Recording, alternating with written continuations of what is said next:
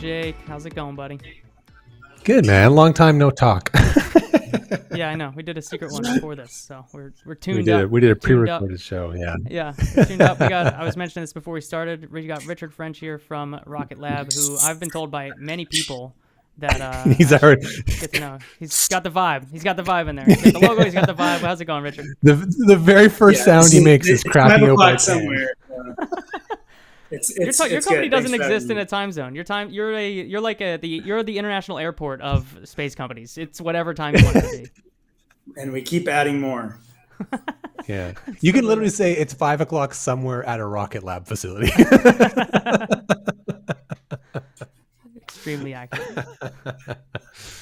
Yikes. Okay. All right. Well, yeah, we're excited. We got you here today to talk about Mars sample return, which you guys have been super active about. So we're really excited to talk about kind of what your ideas are and how it's going to work and where it fits into the new world. I don't know. We're going to see how this slots into the reality of today. So it should be good. What did you crack? Yeah, we're not talking about it. Yeah. What did you crack open there? We want to see what you have. This is a Kirkland sparkling water. So yeah, it's boring. It had a good sound to it, so they got good carbonation. It did, yeah. The Kirkland part had does never make seen it more your logo interesting. before, so yeah, maybe I brought the wrong beverage. Oh, there it is. That's great. We got Jake. Yeah. I'm doing round 2 weeks in a row. So this is the other one of the meads that I made. Yeah. So it's a double batch, and I had 2 like carboys fermenting these, and I put vanilla and cinnamon in one. So this is the spiced one. So it's an apple, cinnamon, vanilla. But you called it Oberon. Yeah. They're all the ones I make are named after planets or moons. So this is Oberon Automnal, so autumn Oberon, which is why I'm drinking it in the spring. Yeah, well, yeah, I'm from Michigan, and Oberon always signaled, from bells signaled the beginning of summer. So that's cool. Okay. Yeah, if you don't know Oberon from bells, you got to try that. I've had a lot of those. It's good. I got a red wine, which is also not daytime or seasonally appropriate, but I did cook with this recently, this Merlot, and I was like, well, it looks kind of nice today, so I'm pretty pumped. We got quite the spread here on the show. So yeah. Good stuff. Where do we start, Anthony? How are you going to crack this open? Well, there's been like seasons of Mars sample return. I feel like we've talked about it. There was the, I just feel like it's come up in so many different contexts and different times in the show since the drama of, hey, this isn't going the right way from the NASA side. Let's go out and look for proposals. Rocket Lab not included in the first round of those proposals gets added on, which I don't know if there's a story that can be told there. And then now, since we got the can kicked down the road and everybody kind of was all right with it getting kicked down the road, except Rocket Lab has been out there pounding the pavement trying to get this thing like through everybody's head that Rocket Lab should do it. And I think that's where we've been intrigued from our side of like, is the strategy just like, let's ground game this and make sure that people know they think of Mars sample return and they think Rocket Lab? What's the strategy behind that? Yeah. Well, we think Mars sample return should be done, right? I mean, that's like, just the baseline, and the way MSR was proceeding, it was kind of on a path to cancellation. It was getting too expensive and it was going to take too long. And so, we're kind of crazy about science at Rocket Lab. And that was one of the things when I met Peter, 6+ years ago, and he had this vision of an end-to-end space company. I was like, oh, okay, cool. We'll be able to build satellites. How do you feel about doing science missions? How do you feel about doing planetary missions? He said, I'm all about it. I said, okay, sign me up. And so this is really just like the continued extension of this passion and strategy that we've had. And the more we studied it, the more we're like, no, actually we can do this, or we should, we can do this in a way that balances cost, schedule, and risk. And it's the right strategy. Yeah. It's like, Yeah. It's So I'm this is really curious to me because it's like the the impetus to do Mars sample return has like almost never been the question, right? Like everyone agrees that it needs to get done. Like it's always just been a matter of like when and how and exactly. and like has always been, like since there have been decadal surveys for planetary science, Mars sample returns floated to the top. And so like I'm, I always kind of find it kind of funny when I hear, this is not a criticism, but you lead that off like, oh, we think it should be done. And it's like, I hear that a lot. I hear, NASA gets on a call like, first of all, we just want to say that this is really important and we think it should be, like everyone seems to kind of like be the MSR affirmations that it needed to be. Yeah, it's like really interesting that everyone's just like, we want to make sure that nobody thinks that we think this is a bad idea, right? It's like the decadal survey version of a land acknowledgement. Like you gotta hit it up front that you respect the decadal process, and then you can move on to the rest. Yeah. I think it's actually important though, because like you're clearly in the same little echo chamber that we're in, which is that we're crazy about space and we love space. And so it's all obvious to us, but somebody that maybe sits at the Office of Management and Budget, or somebody that sits in a congressional office that has all these other priorities, like they may need to hear stuff like that. Yeah. Hey, yeah, it's one of those times where we're not the audience, right? Yeah, those keep coming up. So, what is when you look at like going out and communicating, right? Like whether it's, I feel like it was either you or somebody at a conference recently that was out there talking about the Mars sample return architecture. Peter's bringing it up all the time in interviews. Is there a map internally of how we would like to see this part of the process proceed from here, right? We've got a huge political upheaval going on right now with the NASA budget. This process that was announced last fall was like, we've got a year and a half to figure this out again before NASA's really has committed to coming back with something, though we expect that to change when the Isaacman era kicks off. So when you're looking at it from a business strategy perspective, like what are you trying to lobby NASA to put in place? Is it to rethink that punt a year and a half down the line? Is it to get some new contract mechanism in place? Like what would be the Rocket Lab solution to that? Absolutely. I think hopefully we've been clear about this. We're asking for leadership, which is action. Leadership should be leaning towards action, and that action is to empower the private sector and unleash the innovation and ingenuity capabilities in the commercial sector to bring solutions forward. And that shouldn't wait. There's no more study is needed for us to do that. So we've called for competition. We've called for something to happen this year that would allow one or more commercial solutions to get into phase A, kind of standard mission processes, but to put ambitious goals in place, to do this on a cost and a schedule that makes it really relevant to the geopolitical situation, but also palatable to the budget reality that we live in. Mm-hmm. Yeah.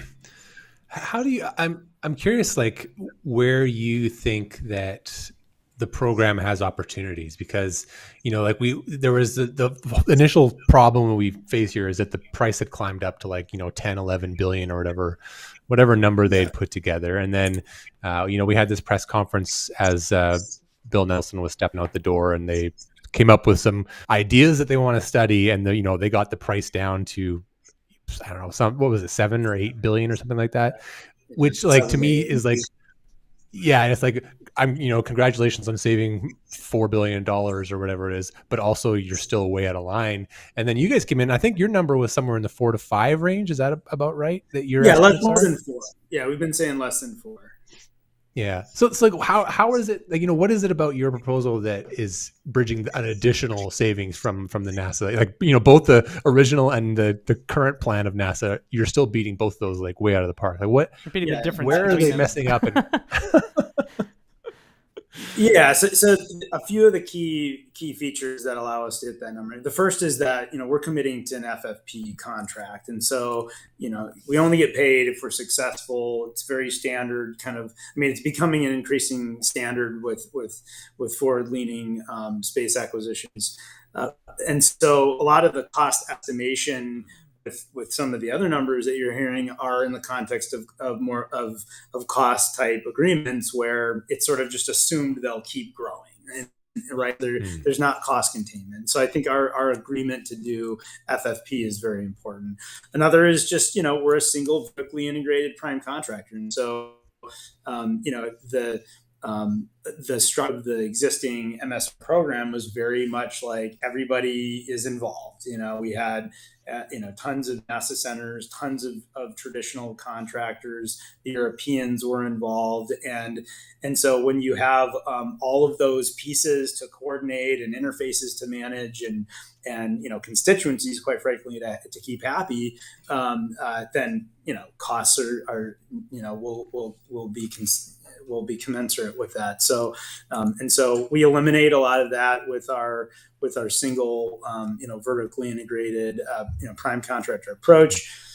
And then we did what a lot of what they asked us to do in the studies, the rapid architecture studies. We simplified it. We brought forward a lot of technical innovations that we think actually are material in reducing the cost. And we're not we don't have complicated programmatic coupling, no dependencies on crewed operations, which is some of the things that are being considered. We've got a single stage to orbit MAV. The MAV that was previously proposed was solid. It was multi-stage. It had complicated mechanism, complicated ejection system.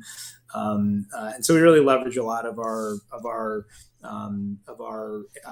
chemical propulsion expertise on that. Solar powered systems, simplified robotics with partners that are proven. But one of the things that I really like about our proposal is that we're working with a lot of NASA centers. So it's not about just like NASA, you're out. We're just gonna do it. It's we bring together the best of NASA capabilities, technology, test capabilities, analysis capabilities with a commercial implementation. And so a good example of that is working with NASA Ames on thermal protection technologies. And you might have seen some tweets recently out of NASA Ames, and I think out of our own feed about our Venus mission and how the small spacecraft technology program helped us out on our Venus mission with heat shield. And so we shipped the carrier structure to NASA Ames. They manufactured the TPS. They bonded it. I think we're going to take it out of the box in like a week. And so we're going to have, there you go. Yeah. I feel like this news went out and nobody, I noticed and nobody talked about it. And I was like, is something happening here? Like, why nobody's paying attention to us, but it feels like a big piece of news. It's just a privately funded mission to Venus to go search for life. Happens every day. There was discussion in our circles of whether this was the real production spacecraft or if it was a test article, because it was just really just not clear. Yeah, that's the real thing. That's what'll launch. We've been squirreling away avionics. We've been working with our principal investigator Sarah Sager at MIT and her instrument team. Daryl Baumgartner at Measurement Technologies building the autofluorescence nephelometer, and they've got it built. And so we've got a bunch of hardware ready to go. And so nice. I've been telling Chris Mandy, our the guy leading this for us, like, man, get that probe, into our clean room, and people are just going to want to work on it. Because as we've said, that one's a nights and weekends program. Yeah. But yeah, the same philosophy, right? I mean, we couldn't have designed a 3M DCP 4-body heat shield ourselves. That technology just doesn't exist in industry. And so we brought together the best of government and commercial. Do you see that like that what is it, like a pattern or that kind of relationship where the NASA centers are sort of more they're operating less as the project managers of something and bringing in industry, and then it's like almost like a flip relationship where they are like offering their services and then industry's going to them and kind of plucking the things they need to assemble something, right? Do you see that as like sort of a good future model that we can move towards? Because it feels like things are changing kind of in the the government private space relationship world, has been for 20 years. Is that kind of how you see things going forward? Does that work pretty well for you guys? Yeah, absolutely. I think it's a really useful model. It's kind of returning to the NIAC origins of the agency, where there's this acknowledgement early on that there's a bunch of research and development and test capabilities and other things that would broadly be needed to drive the creation of aviation, and all the companies were benefiting from it. I like all models are wrong, some are useful. I think it's a very useful model. I don't think it's the only model. Like there are, I spent 12 years at JPL, and maybe I just drank a lot of the Kool-Aid, but like I do think that NASA centers should maintain their capacity to do hard things, and so they just becoming a service center to industry and kind of doing basic research and stuff like that, I think is a very important piece of it. But like, what's the balance? I think that they should be centers of excellence for space exploration, but clearly it needs to evolve. Where commercial should do it, or where the only way to meet our ambitious goals is for a lower cost approach. We've got to be open to it. Yeah. What's super interesting about this proposal is that, like, we don't have a ton of examples of a big flagship NASA project where we get some legitimate cost estimates from a government run one, and then it flips and we move to this kind of commercial one. And so this is like one of those rare times where we have like the same scope and a price for price comparison for like the private industry way to do it versus the government way to do it. I think everybody knows that when NASA runs things themselves, think about, I think everyone will talk about the SLS rocket. That's a program that NASA runs themselves. Everyone knows it's expensive. Like, it's not the cheapest way to go about the mission. But I feel like this is a really interesting way to actually quantify, like, okay, no, like Rocket Lab can do it for 4 point whatever billion. NASA can do it for 8. That's how much it costs to do the centralized, manage the constituencies, like you said, all that kind of stuff. That's how much it costs. That's your premium to do it that way. And there's benefits to that, but it's really interesting to me as a case study for that kind of situation, right? It is, yeah. It'll be a really interesting case study after we execute on it, and then we can see how well. Yeah, because if you mess it up, then we got different results from this experiment, right?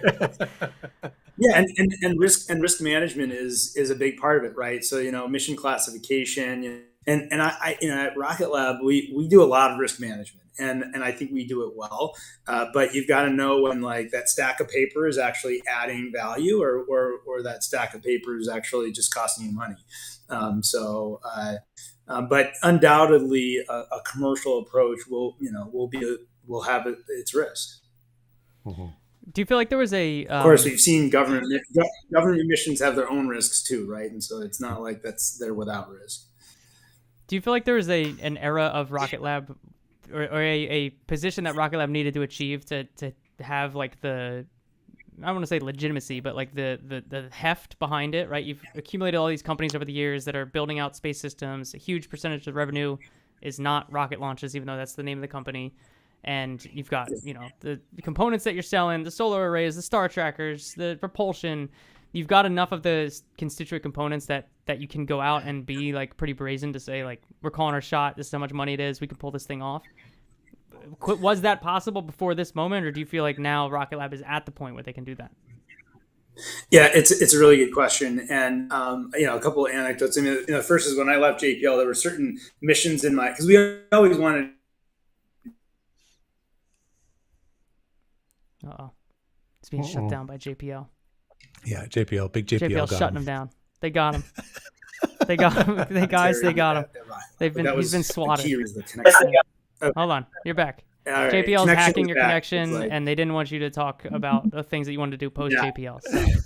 Exactly. So, but like MSR was one of those missions where I was like, even though we wanted to do planetaries, we'll never do that. Like, that's crazy. Like that's a class of mission like James Webb, right? That you're never just going to touch. And so, we were like, oh, let's do simplex. Let's kind of, get after these more modest things. Fast forward 6 years, we're 2,400 people now. We've demonstrated that we can do hard things. We studied it. We studied it for like a year. broke it into its constituent parts, built up a plan. It's like, oh, wow, our expertise is actually extremely well aligned with key parts of this, like building small rockets, like the chemical propulsion problem, the high propellant mass fraction. We've been doing deep space comms and nav. We're doing RPO on this mission. We've done entry missions, for commercial. And it's like, wow, we've actually started to put all these pieces together. And then we started looking at benchmarks and, where was SpaceX when they were asked to go solve commercial crew and cargo? Like nowhere near as capable as we are today. And so it just, and no industry. There was no commercial industry around them that was like, wow, look, there's a whole section of the industry doing it this way now. They were just the one. And yeah, it was more of a limb at that point. Has evolved in a huge way since that moment. Absolutely. So yeah, the support systems are very much evolved. So yeah, I listen, we're not saying we've done it, right? We haven't said that it's not going to be hard. We're not saying it's not without risk. We're not saying we're going to do it by ourselves. We've got partners, and a lot of those are NASA centers, Johns Hopkins University, a bunch of other industry partners who have deep experience doing Mars missions already, and so we're going to bring the team together. But yeah, we think the commercial lead is the right way to get done. Yeah, it's exciting. It feels like you spend all this energy and effort and capital to build out your business in a more diversified way, and after a while, eventually you get to start cashing checks on that. Right now, now you've assembled all this kind of capability, and it's like now we get to go and do this and this. You're not just a rocket company anymore. You're a space services delivery company that just happens to have a pretty big rocket department, right? Yeah, 100%. Yeah, you look at our financials, we're 70% space systems, and despite having acquired a number of businesses that positioned us as a prolific provider of merchant component capabilities. You mentioned some of them: solar arrays, reaction wheels, star trackers, radios, SEP systems, flight software, ground software. We're working on commercializing some of our organic capability. Our biggest growth area actually is satellites and missions. That's all organic. And so, we are building the engineering team, the production capability to do all that stuff. And that was another one of the benchmarks that I did with MSR. It's like, if you break each of the major program elements, the SRL down with its pieces, the ERO down with its pieces. We're proposing a comms, orbiter to kind of, burden the ERO with less requirements. I can kind of think about each of those as a big program. Big programs that are roughly the scale of things we're doing today. It just happens that it's like, 4 of them put together. And so, there are a lot of ways that we thought about it. And it's like, actually, this is a digestible problem.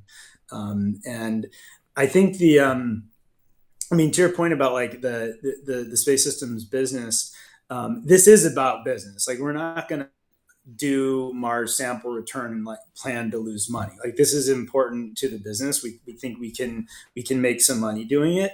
But it's also, it's kind of bringing the values forward. Like, we want our workforce to be able to work on cool problems. And this is a pretty cool problem. We want to be known as a company that solves hard problems. This is a hard problem.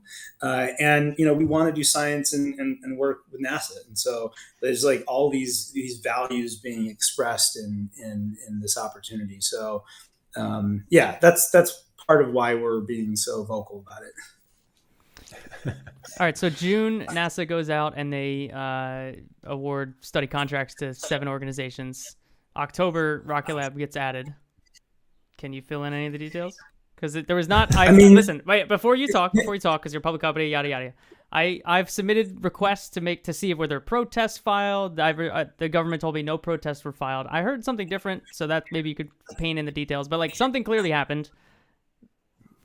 Please tell us. Listen, we were very happy to be given a study contract, and that some budget was found to do so. Like that was nice. We were working on it. It really supercharged our efforts and legitimized it, so that we were we had to catch up. I mean, the rest of the teams had more than twice as much time as us. We were, said like, listen, we're going to let you do this, but you've got to deliver on the same schedule. And so, we kicked butt and did that. But no, we're just happy that we got a study award. Fair enough. All right, so you talked about the fact that the model difference between what the NASA program was going to be and how you're envisioning this new thing. But how do you look at the political end of that? Of which pieces of the proposal that you're laying out are politically survivable? Do you think it's feasible to say, the NASA and partners would be in a position to just say yes and greenlight the whole thing? Like, that seems far-fetched to me, but how does that, not that should be your responsibility to calculate, like you need to put your best foot forward. I totally understand that, but where does the rubber meet the road, and how do you actually see that sort of thing getting approved or greenlit or whatever?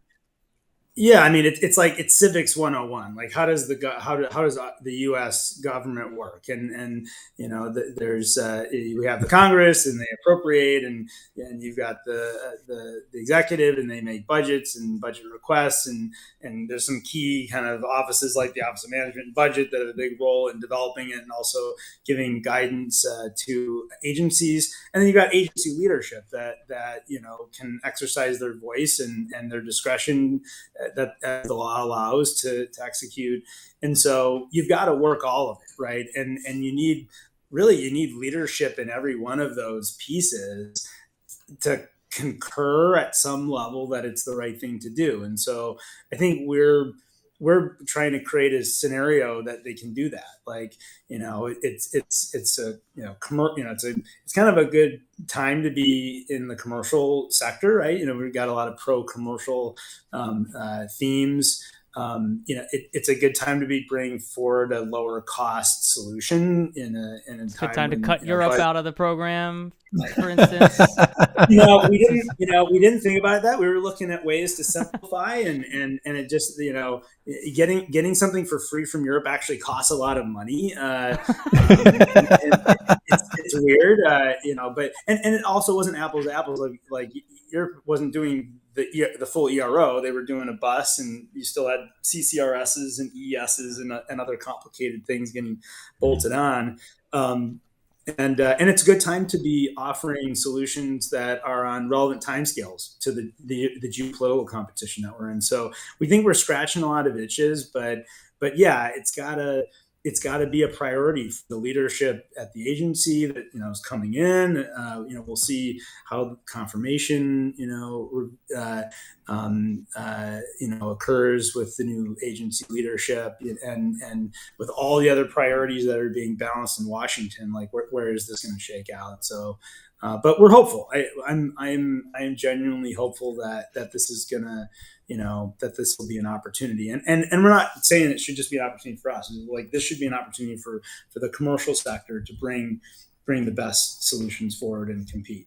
Yeah, my question, none of that was a criticism of, like, I think you're going about this wrong, right? I do think the best way is force a conversation by putting out, like Jake was saying, we've never really seen a fully end-to-end plan that you could compare apples to apples. So forcing a conversation by making yourself present in the conversation and continuing to show up and knock on the door and make them respond to it. And like, that's whether or not you get 100% of the thing or 50% of the thing, or it's better than just not being there and being in the arena at all.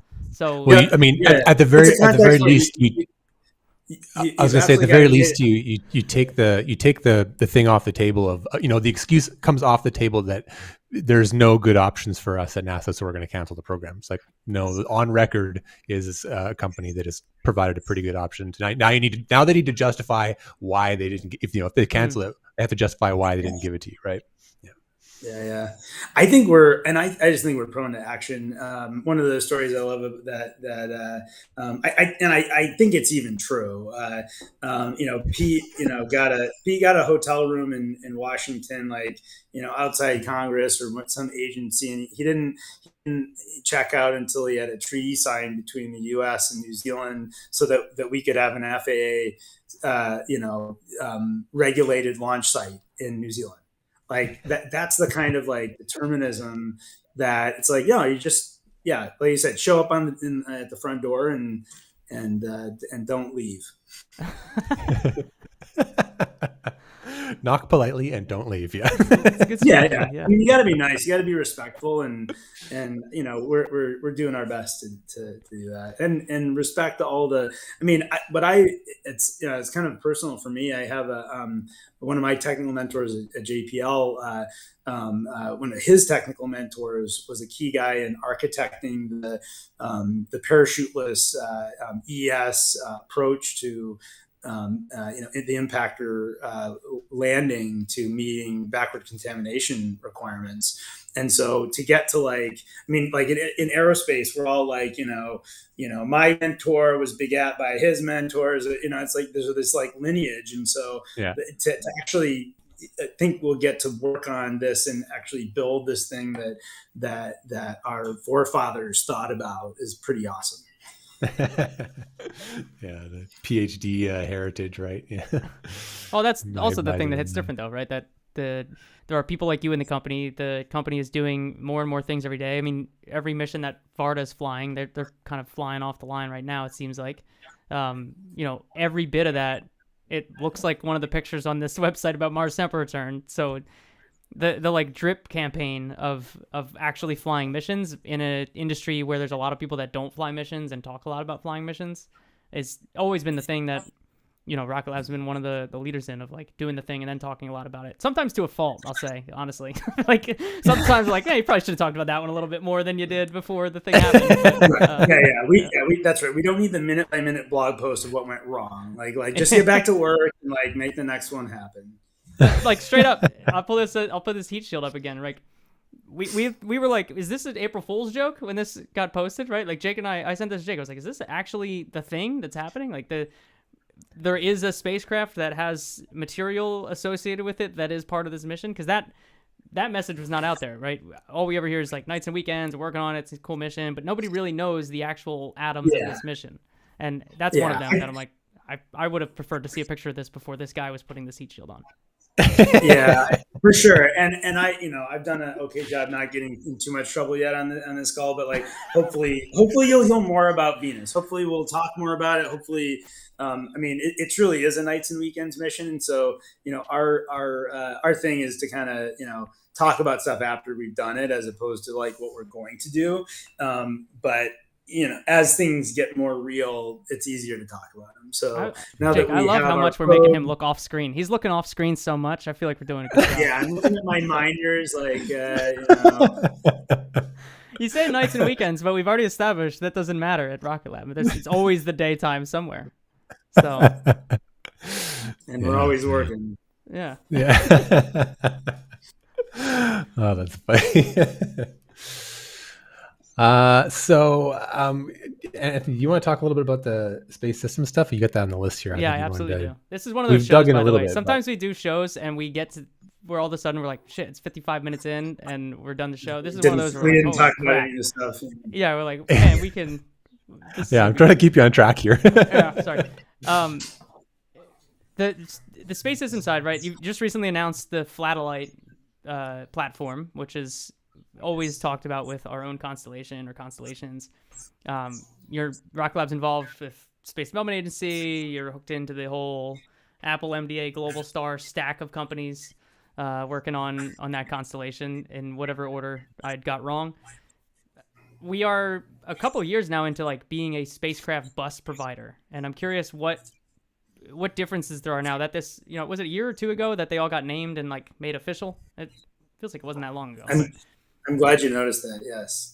Yeah, they were. Yes. The naming was a thing. They were all Photon. Yeah, the naming was a thing because there was a point at which we were calling all of our spacecraft Photons, but they looked very different, right? It's like, oh yeah, that's a photon, but like these are clearly not the same thing, and I was sort of fine with that, but at some point, our comms team was like, no, we really need to communicate a little better with the world about what we're doing, and so we named them, and so yeah, Flatellite is the fifth of the family, and it's obviously a flat pack concept that's particularly well aligned with a lot of the comms applications that we see coming, as well as some key national security applications. And yeah, it's all just about constellation economics. Like the best way to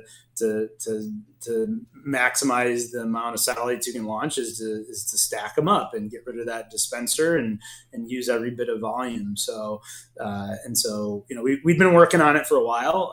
We'd had a number of customers that we're working directly with, and felt like it was time to tell everybody about it. I feel like it's the spacecraft side has been a journey.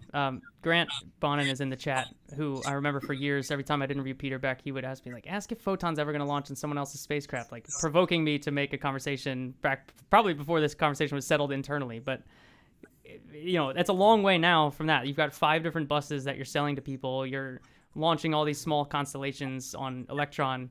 What is the sales process like these days, now that people know that you have this line of spacecraft and that everyone's working on some sort of constellation, like matching them to buses? I'm curious about what the sales cycle actually is in an era where there's so many people vertically integrating. What is it like?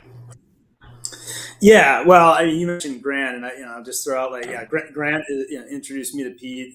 Grant was really the key guy that got me into Rocket Lab, and it was.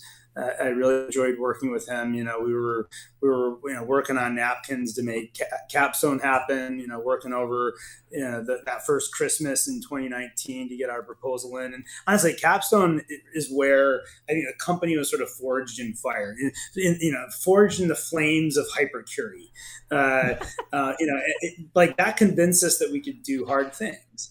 And actually, if you go back to that era, so it was Grant and John Springman, and we're having this debate about, and many others, Vince and Jake and a bunch of other really great guys that we were having this debate about, like, well, what do we want to be? What do we want to build?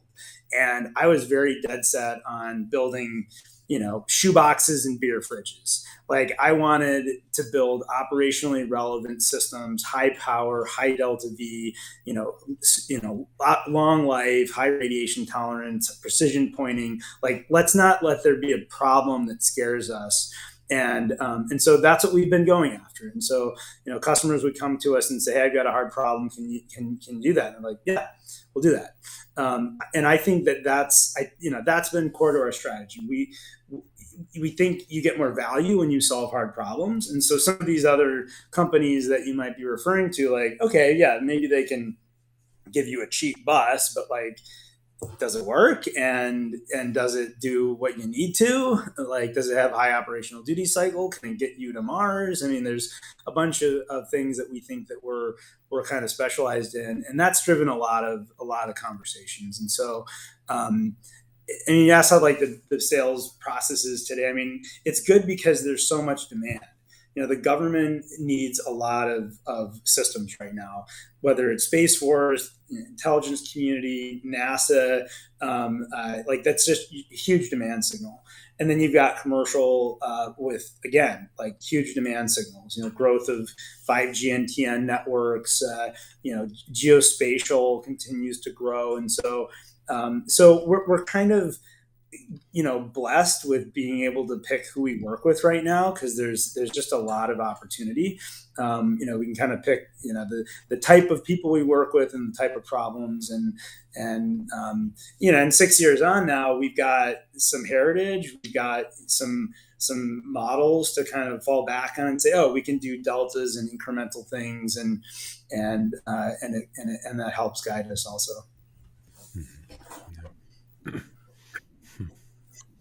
Jake's got nothing on spaceships. I got a shitload of stuff on spaceships. The Varda space missions have been a journey of their own. The first one was up there for a very long time. Second one's already landed in Australia. Third one's up there now. I have no idea. It's hard for me to understand where the line ends on what part of the mission Rocket Lab is doing and what part Varda is doing. And right, it's a Rocket Lab spacecraft, but what are the operations like of that thing? How involved are you all in that program? Because it feels super integrated. It is. Yeah. It is very integrated. I mean, you can't. That's a great example of a hard problem. You can't do it unless you're super integrated. I mean, from an engineering perspective, our mission ends when we separate their capsule, but we can't separate it until we very precisely target it at the entry interface. And so, the propulsion, the GNC, the flight dynamics, everything, all the meat and potato stuff that goes into the spacecraft up to that point, is all, getting to that interface. And then once we release them, it's their, it's the rest of the responsibility is theirs. But that's like 99% of the mission. That's like all the way done the mission. That's kind of wild. But as a former entry, descent, and landing person, like there's definitely some important stuff left, right? And that's not the hand wave. That's not the hand wave. Their work. But I agree. Like, again, having spent some time at JPL, like JPL was really good at that propulsion, GNC, flight dynamics, multi-physics problem of being really precise. And so, we think that that's certainly one of the hard problems in that mission. But it's not like, Varda showed up the day we released the capsule. I mean, they were absolutely there along, and collaboratively designed, developed, and through the whole operations. And so, it's been a cool team effort. But the operation, the actual mission is what I'm interested in, because that to me sounds really different than, this person bought 20 buses from us and they're going to go operate themselves or, fly their own constellation. Like that. How is this actually scalable? Like you couldn't sell 200 of these tomorrow because you'd have to operate them all unless you're just doing that now and you envision that moving on. We could do that, yeah. I mean, and I don't have the money, but it's maybe there are some customers that need that many, spacecraft capable of dynamic space operations that might help, be used to target things in the upper atmosphere. Hypothetically, like one that might be described by a color, some of those capabilities may or may not be in discussion right now, and our capabilities may or may not be extremely well aligned with those solutions. And given our constellation class manufacturing of all the piece parts, you have to Kaizen the problem at every stage, and every time we launch, every time we operate another one, we get better, we get faster. The team was so proud, like on this last one that we launched, of how quickly we commissioned. And it was like, wow, like we had planned for all this time to commission and get stable, and it took like that long. And so, we're learning on every mission and getting better. And our ground software is getting better too. So Constellation is kind of a key thread throughout design, development, manufacturing, and operations. We have to be able to answer the mail across the board, and I think we are. I mean, that gets us to the $1 million question, right? Is it, when do we see a Rocket Lab operated constellation that's selling services, right? It feels like you've been building all the constituent parts, like you said, not just technically, but as a business. And there's been Peter has himself done some very kind of wishy-washy, not quite clear, but a little bit clearer statements about it. Yeah. So one thing you talk about in advance. Yeah, maybe it's the public company stuff that's coloring the way he does those comments. But yeah, I mean, what's that look like? Will I be able to buy Rocket Lab internet at some point? Like, what's the deal there? Jake's looking to switch, I guess. Yeah. I mean, I guess what I'll say about that is, hopefully the strategy is clear. We've been working from the bottoms up, grow an integrated or an end-to-end, space capability, with the launch. Focus first on meat and potatoes with the spacecraft bus. With Mynaric as an example, you saw our intent there to fill in another key technology gap. But the mission layer is, it's tough to go to that next step. Payloads and missions, and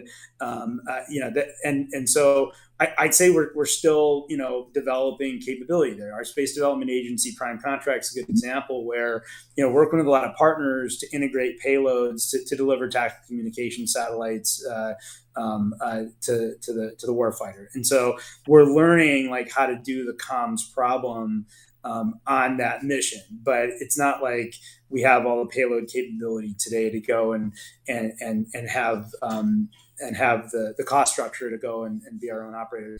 But I guess the other thing to say is that like missions are a different business. We are, the application layer is a different business. We're a manufacturer today. We're about enabling other customers, and you get exposed to a whole different financial risk. And so, we're pretty retail, conservative. baby. Yeah. Yeah, I mean, There's we're brand pretty risk too. conservative. I always say this about SpaceX, that like, everyone, I felt like the last 15 years were dominated by like Comcast being the butt of the jokes about hating your ISP, and SpaceX is on the glide path to being the ISP that everyone hates. Like, if you get big enough, eventually you're the ISP for most people and they complain about you. So there's brand risk to going that way as well. Yeah, it's actually funny, yeah, because like it's, I mean, we shouldn't talk about it any specific company, but yeah, there's like, I can, there's a life cycle to companies where like they're the innovators, and then they become the giants, and then the monopolies, and then they start to atrophy and decay, and eventually all their piece parts are sold off for scrap, and it seems like that cycle is compressing the time. So yeah, we're still very You're the king of like buying companies that are in bad financial situations and getting amazing deals. Like all the Virgin hardware that came out of Virgin Orbit, Rocket Lab scooped that up, integrated it. Mynaric, I think the acquisition was like a third of how much investment they had taken over the time, and that's presumably a pretty good capability that's adding in. So whoever's we like deals. whoever's out there scoping it out, they're doing a good job. Yeah, we like deals. It's very Rocket Lab, very scrappy, and going to the thrift store for space companies. Yeah.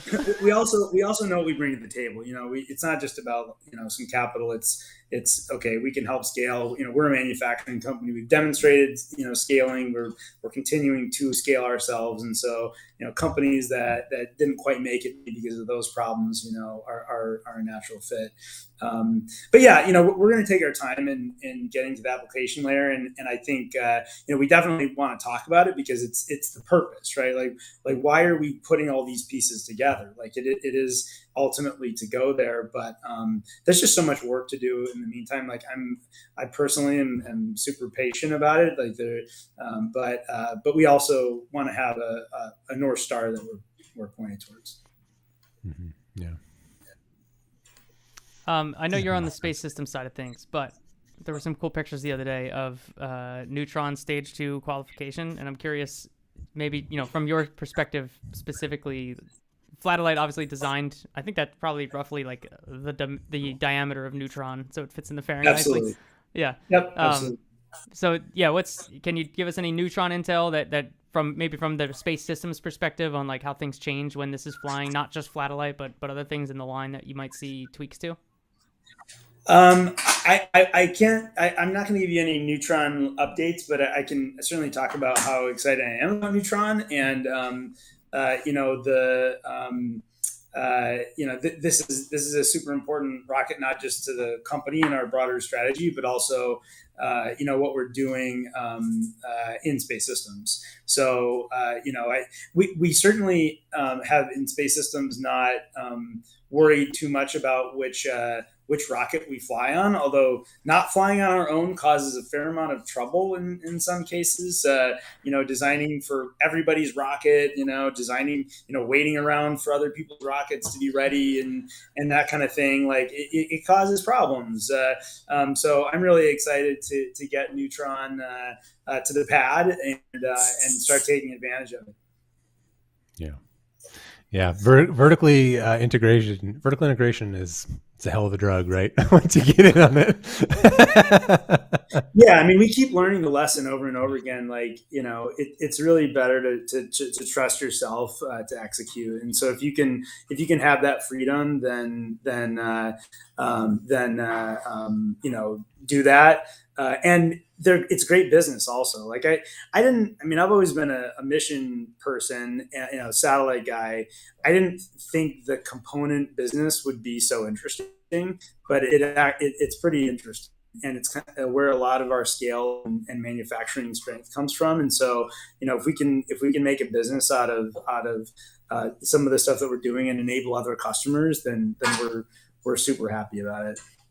In fact, I think that's one of the things I love about Rocket Lab, period, is that I think we've just demonstrated, to be a good partner. We're not about just vertically integrating for ourselves. We're vertically integrating to help solve other people's problems, and we'll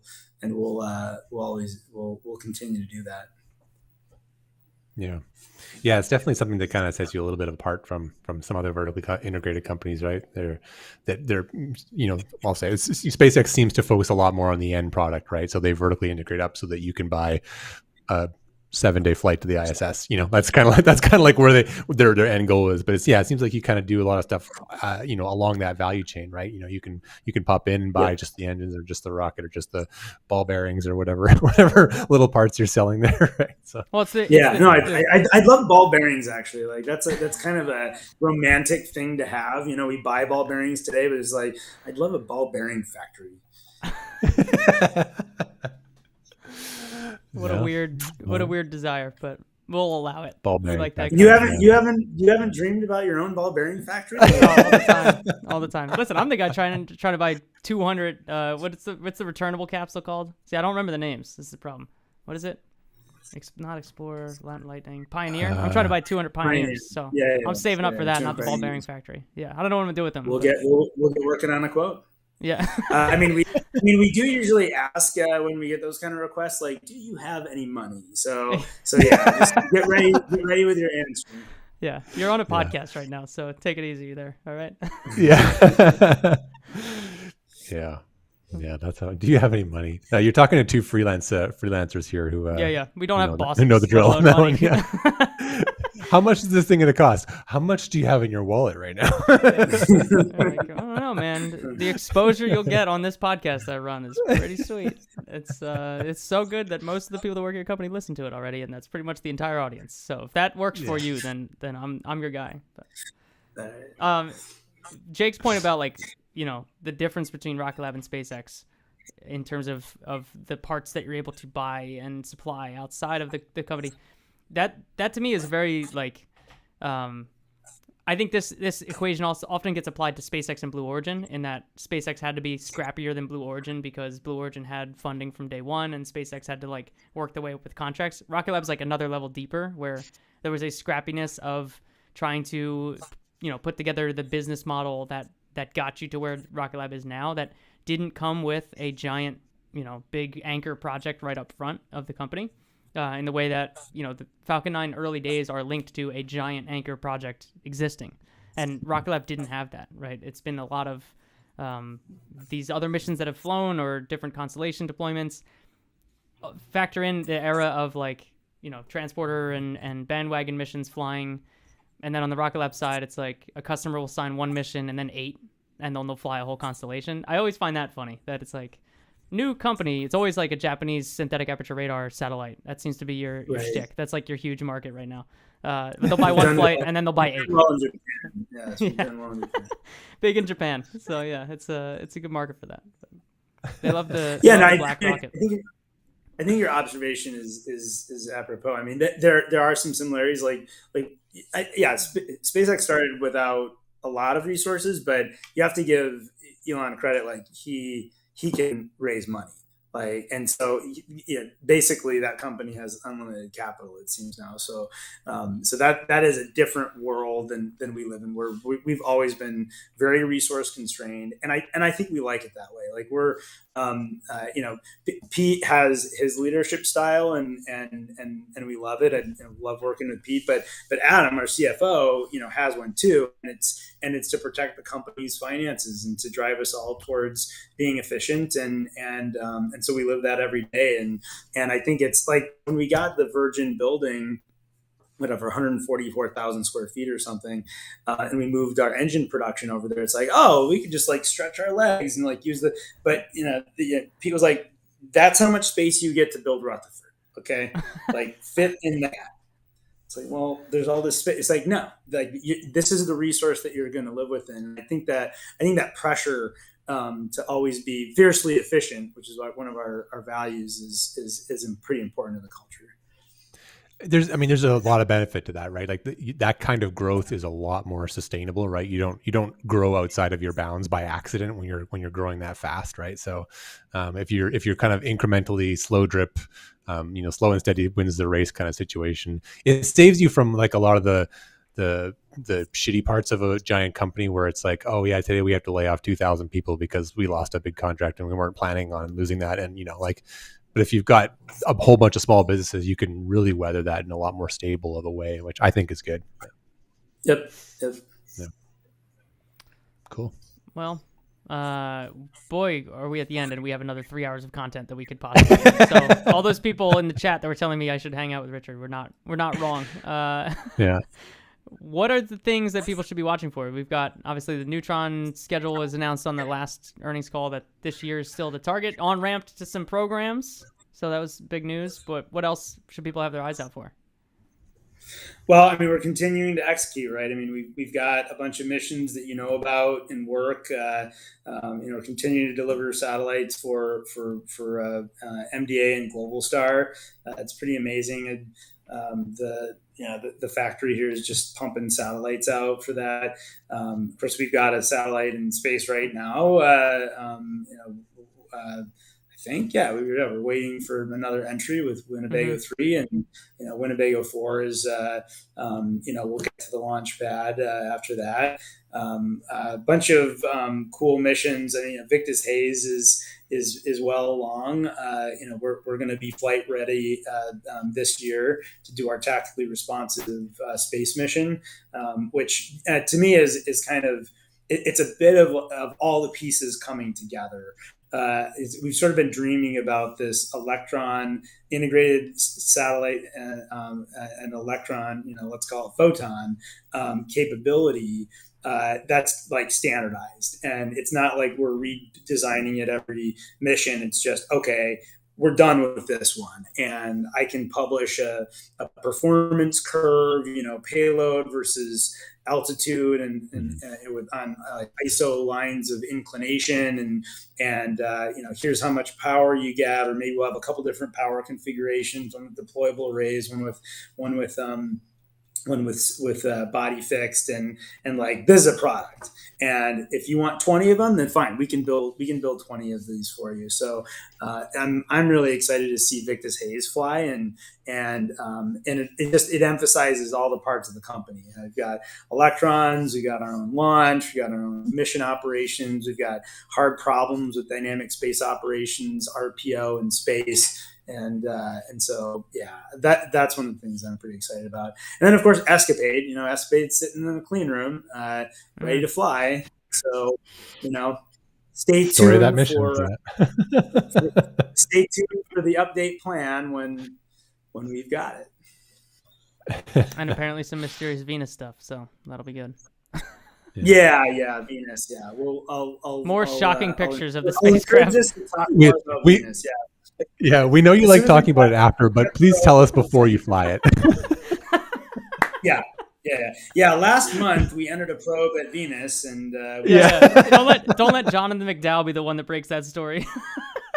Right. Yeah. Scott Tilley is some out there. Radio operators, like, I'm pretty sure they just entered at Venus. Honestly, like, I would believe 4 RPM spin rate. We can tell from the polarization of it's like, man, guys. If you woke me up from a dead sleep and were like, Scott Tilley found the Rocket Lab Venus mission entering Venus's atmosphere, I'd be like, yeah, I believe that entire storyline, start to finish. So. Yeah. Exactly. All right, Richard, thank you so much for hanging out. Jake, do we know what we're doing next week? What time? Oh, yeah, we do, because we recorded it earlier today. Yeah, that's right.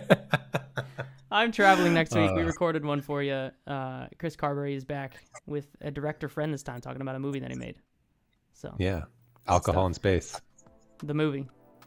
Yeah. So that's literally the name. Alcohol in Space - the movie. Which pairs greatly with... Do you know that I own the domain anthony-online.net? That's my website URL, because I was very nostalgic for the late 90s. And I it did was not worth know that. $10. Yeah, anthony-online.net. So check it out. It's a great website. Love it. All right, y'all. Cool. Richard, thanks again for hanging out with us. It's been a blast. Yeah, and I'll bring beer next time. Well, we'll do it at the right. Deal. We got to figure out the Rocket Lab time zone is, and then we'll align it to that. So, yeah. Exactly. All right, everybody. See you later. Bye. All right. Thanks, everybody.